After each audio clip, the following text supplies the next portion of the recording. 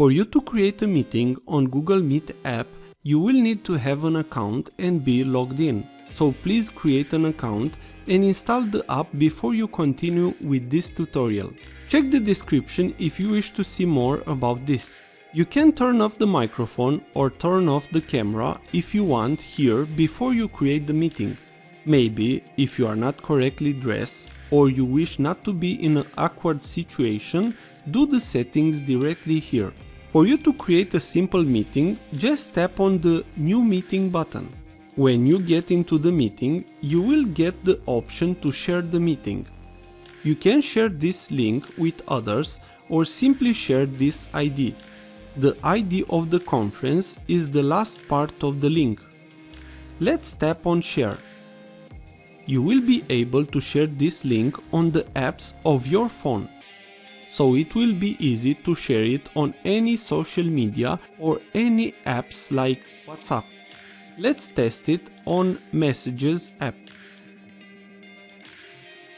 Let's go back to the app. We are in the meeting now. At the meeting, we have People tab, Chat tab, and Info tab. We have the same option as you normally use on a Join a Meeting. On the People tab, we will see the list of the participants. On the Info tab, we will have the info about the meeting and also have the possibility to invite somebody else.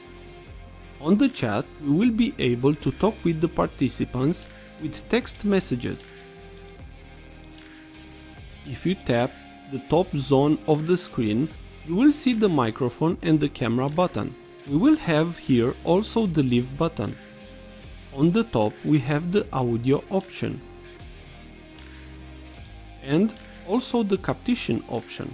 You can turn the caption on so you see what people say if you cannot hear the meeting. The three dots menu will allow you to switch the camera and also share the screen of your phone. Let's see how it looks when somebody joins the meeting.